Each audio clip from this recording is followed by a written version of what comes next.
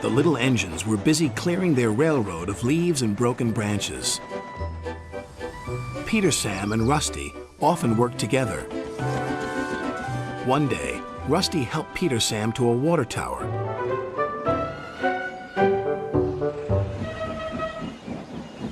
Peter Sam felt much better after his long drink, but the freight cars were bored. Let's break away.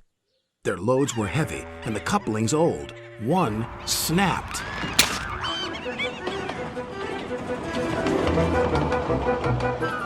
Faster, faster, shouted the freight cars. A sign read slow, steep bends and ravine ahead, but the silly cars never saw it. Then, it was too late.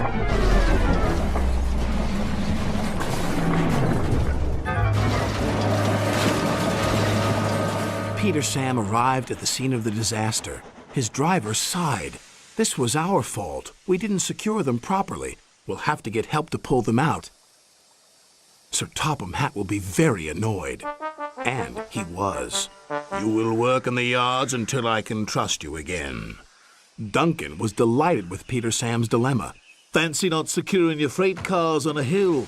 They'll come back to spook you and your special funnel. Woo! And who's to say you're not afraid of ghosts? Snapped Rusty. Ghosts? Things that go bump in the night? Rubbish! Well, I'll tell you a story that will make your funnel quiver, Rusty said. A long time ago, a little engine was returning home. It was a misty, moonlit night.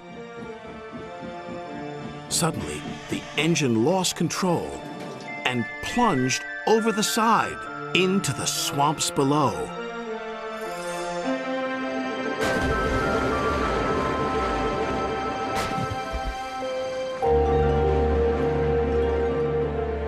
He was never found again. But many a workman will tell you that when the moon is full, they have seen the little engine trying to get home. But he never reaches the other side. So what do you think of that, Duncan? Rubbish, replied Duncan. Never mind him, Peter Sam. He'd be frightened if he really saw a ghost. This gave Peter Sam's driver an idea. Let's play a trick on Duncan. The next day, he spoke to Duncan's driver and fireman, who agreed. We'll do it tonight. Duncan had to take coal cars to the slate mines and then bring cars back. Duncan's driver decided as part of the plan to cross the old iron bridge.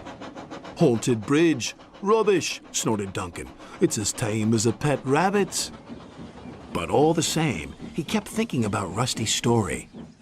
When dusk fell, he was keen to leave.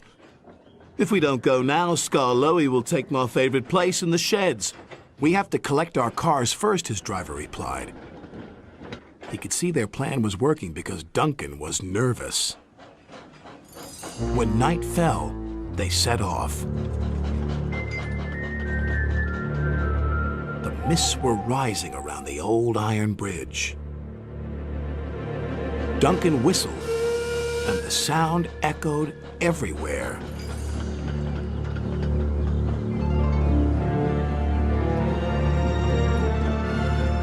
Then, ahead, he saw flickering lights. His driver knew they were only insects that shine brightly at night, but to Duncan they looked like an engine. Next, his driver secretly threw a rock from the cab into the ravine below. It's the ghost! Take me back! Take me back, please! When Duncan reached the safety of his shed, he closed his eyes tightly. Spooked, are you, Duncan? Laughed his driver. No, I'm asleep. And Duncan refused to open his eyes. He did, though. when he thought his driver wasn't looking, just to make sure that he was still there.